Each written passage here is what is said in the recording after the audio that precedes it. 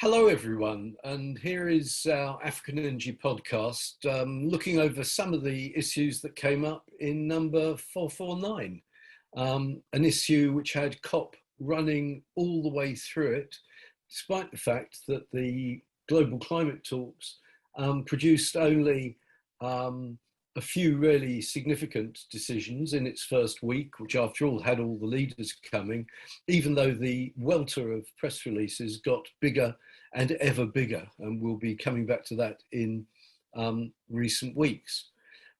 We were actually up, my colleague John Hamilton was up in Glasgow in the days before the COP officially opened to sound out what was going on up there and to meet up with the African group of negotiators who met a little bit early.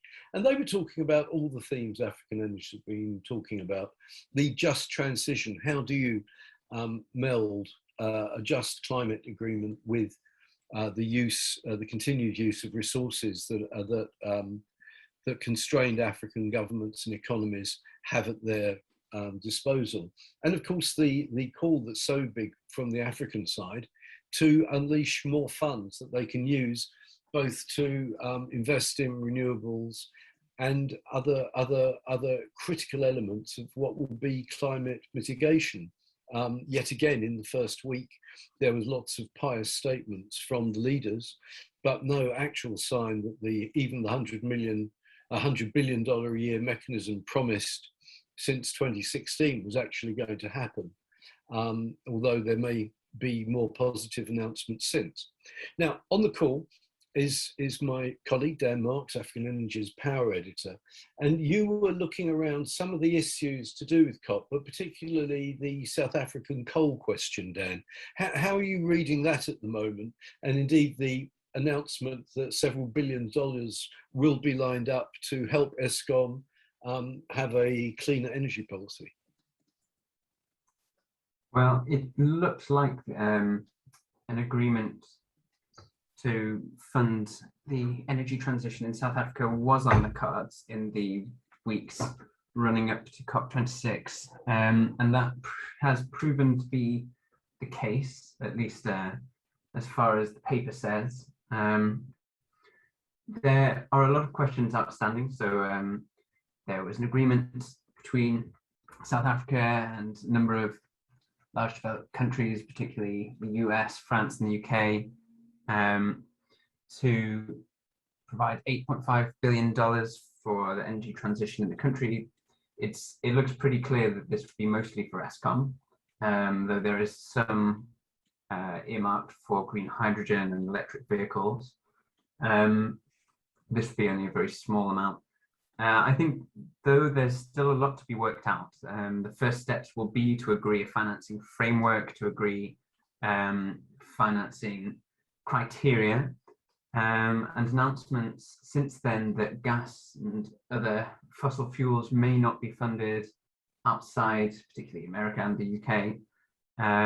It's not completely clear whether there will be exceptions to that general sweeping statements, but could complicate the issue. I mean, there's absolutely no chance that Eskom will retire substantial portions of its coal fleet without some element of gas replacing it, and it's very unlikely that they'll be able to fund gas without concessional support. So still a lot to be worked out. And I mean, I think also worth considering is that the Eskom chief executive, Andre de Ruyter, had called for $30 billion over 15 years, and the initial plans were always slated at 10 billion just to get started. So you know, in that context, 8.5 billion is less than they would have been wanting, and until we know what strings are attached, it's not completely clear what the reality will be on the ground. Similarly, there are lots of regulatory policy points to be worked out, particularly given IPPs and other such bids in the country. Recently, the fifth round of the REIPP produced bids as low as 2.2 US cents per kilowatt hour. by far the lowest the country has seen. And how Eskom procurement will sit alongside that is not completely clear. They're looking at PPPs. The IPP office is in talks with Eskom to potentially run processes to get those PPPs going, but it's still all at a very early stage. Now, one of the stories you wrote at length, and we listed all the projects, was the REI PPP 5 bidding. And as you say, the numbers were extremely encouraging. In fact, it's almost tempting to say that the best news from the first week of COP, as far as African project world is concerned, was actually those numbers rather than any headline statements about money that may be coming down the line at a later stage. Yes, and I think also very positive is the fact that those projects are almost exclusively funded without development or concessional or government funding. They're largely commercial funding. Oddly enough, in this round, despite the massive decrease in prices, they're actually more equity funded than any previous round, 35% equity. But with commercial lenders also in fierce competition and offering tenors up to 18 and a half years in some cases. So, quite well, a lot to be said for the ability of South Africa to finance IPPs, and also an interesting contrast to Eskom's ability to finance new build and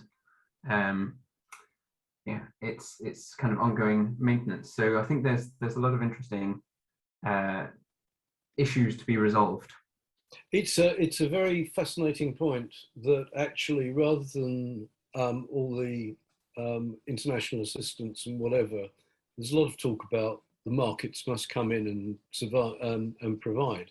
The fact is, if you create the right conditions, and the politics have been much better for this round to go ahead, haven't they, after years of blockages which haven't been a million miles away from the South African government itself, that actually you can do a lot that's important and interesting.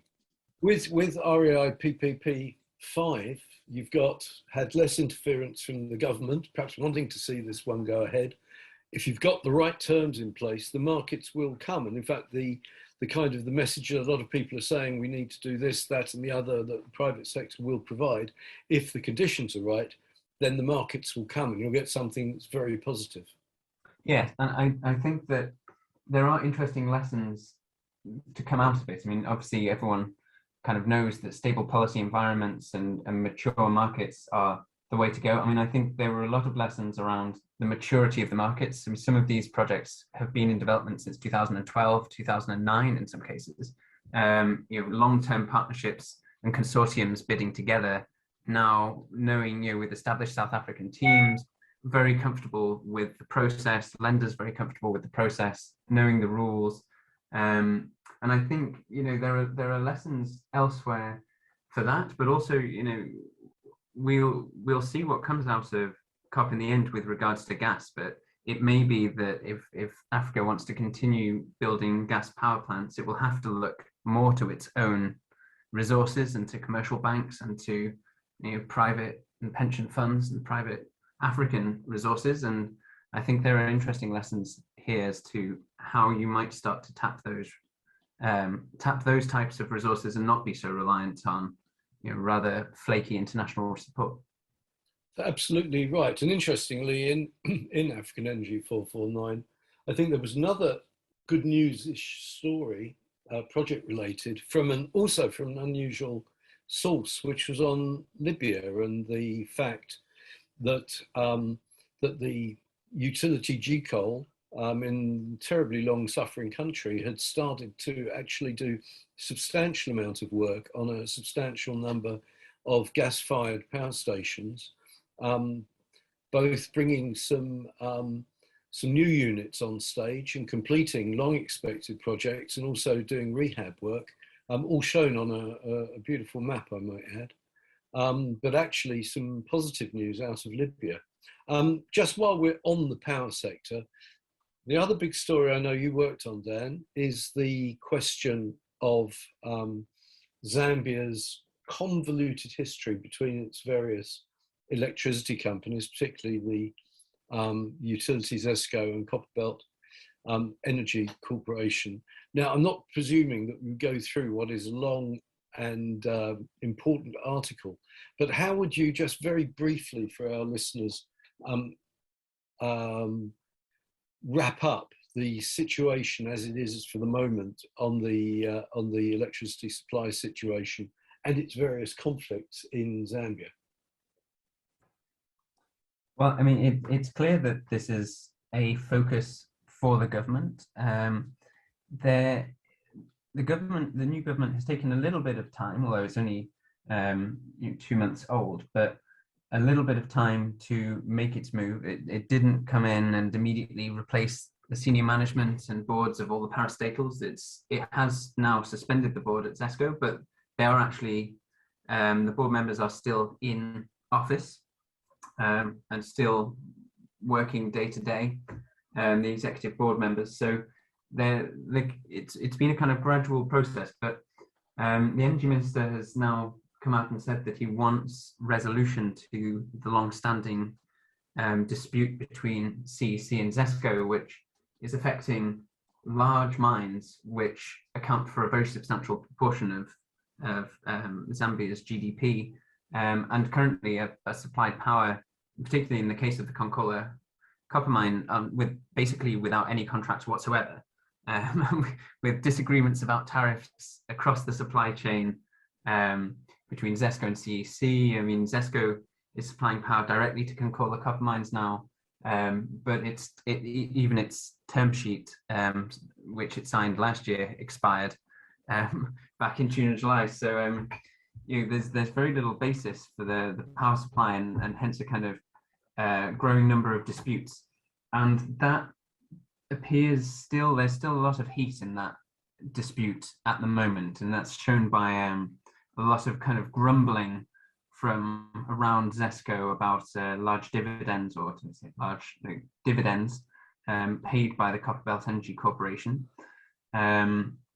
Questions about who owes who money, and and ultimately, effectively, two suppliers providing power to KCM in particular, a mine which is simply just not paying its bills and hasn't now paid its bills for a very long time. So all of this will very much be at the top of the government's to-do list in the power sector to resolve, and they've said within just a few months they want to have a resolution of this issue.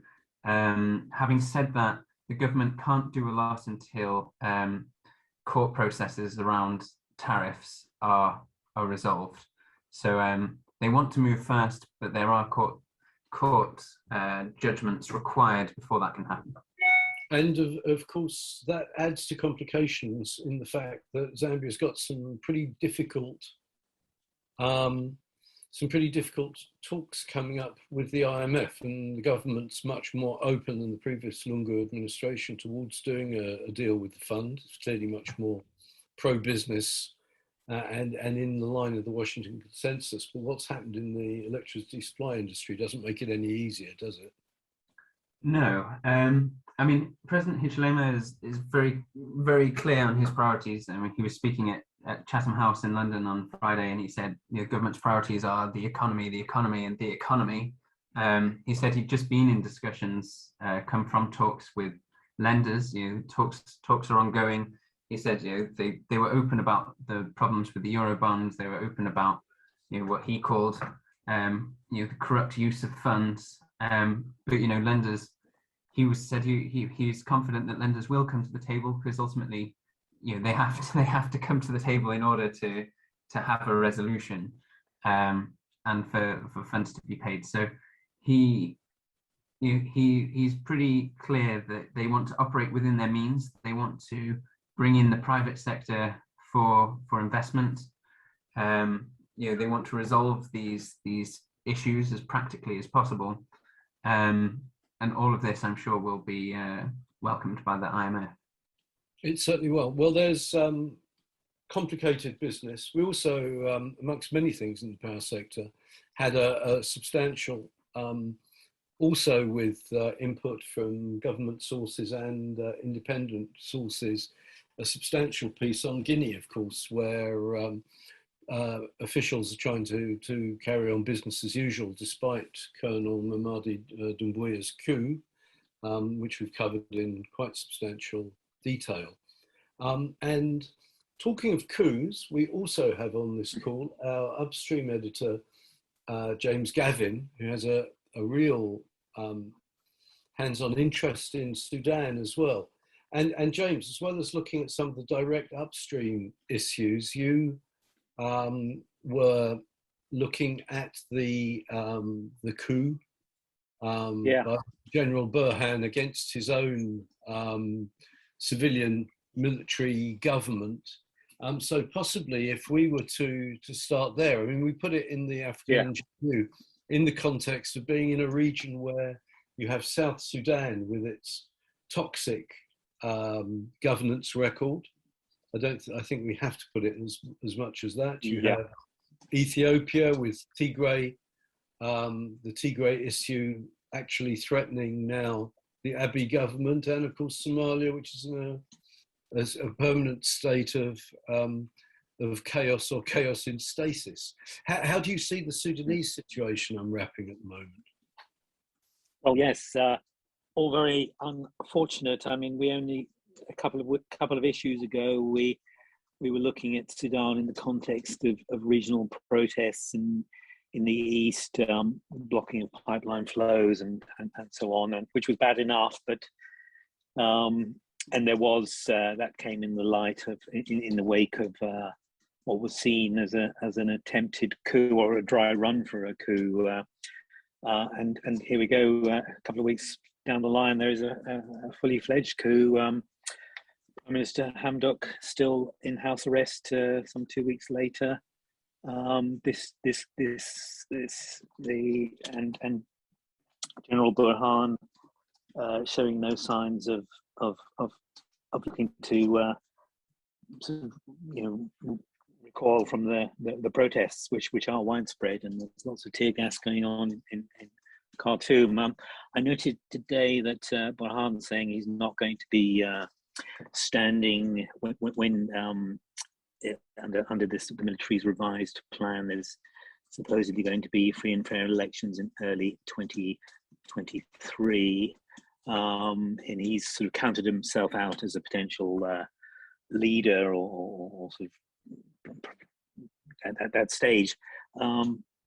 So that would kind of support the sense that the military really was perturbed by Hamdok. Didn't like, he seemed to be too independent of mind. Their own, the military's interests, their economic interests were threatened by him, and they really just seemed to want a pliant prime minister in place. That seems to be perhaps the guiding principle here. Of course, there's all sorts of other drivers at play. The rivalry with the Rapid Support Forces militia leader Hemedti, controversial figure. Seems to be some quite intense rivalry between Burhan and Hemedti.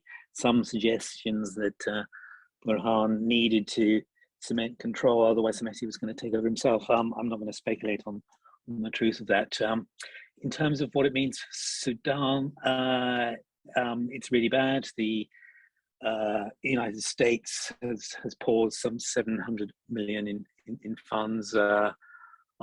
It's hard to see Sudan mobilizing it. Much of the donor money, which was already pretty slowly trickling in fairly slowly, it's going to be really, really tough time for the Sudanese population. Many of them will continue to protest.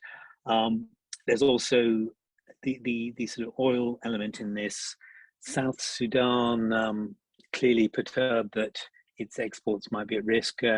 President Kiir dispatched one of his senior adjutants up to Khartoum to meet with the Burhan leadership sort of quite early on, underscoring their anxiety at the turn of events. South Sudan needing to that sort of guaranteed pipeline flows to the export market via Port Sudan. I suppose there may be a calculation here from South Sudan, from Juba, that if they have if they have favorable terms with the military leadership, they may be able to perhaps strong arm the Eastern protesters. I don't know. We'll see about that. But overall, a dismal place for Sudan to be. But perhaps the portents were there when we covered this in A447. Absolutely. It's a difficult, I mean, the whole situation in that part, very large part of Northeast Africa is looking bad, and we certainly will be returning there. It's a conflictual time. We also, in this issue, had quite extensive coverage again of the breakdown of the Morocco-Algeria gas pipeline, with the Algerians deciding completely predictably that they were going to stop gas supplies coming through. Probably the more upside story was James was on again Namibia, a place that I know you're warming to, with the gas-to-power plans, which we know the government is very seriously. Yeah, a few things, straws in the wind, suggesting that gas to power is becoming a reality, but this time, I guess the key change here is that it's not coming from the majors; it's coming from independents. In this case, Norway's BW Energy, which sort of announced a revised sort of plan for its offshore Kudu gas field development. And also a sort of fellow sort of Canadian junior from British Columbia, Recon Africa, which is doing seismic and planning a multi-well drilling campaign due to kick off later this year. But they're also looking at gas to power. So the baked into the calculations is there's a need for gas in Namibia, and there's plenty of it. So it's kind of for the domestic market. However, one of our correspondents in the region had access to some interesting documents which suggested that there is also a motivation here, or sort of clear plan, that South Africa itself would be an end customer for any gas. So the gas, so South Africa is still in play. If you're doing Namibia, is South Africa still that absolutely takes us back through the whole history of the last couple of decades worth of history of Kudu, where exports from Kudu to South Africa have always been a key part of that project, given the relatively small demand at the moment in Namibia. But it's a fascinating story, and one will be following through. So we had Namibia, and we'll be coming back to Namibia. A number of stories. That is just a taste of what we had in AE449. There was a lot to go through. There's a lot for people to digest in it, I hope.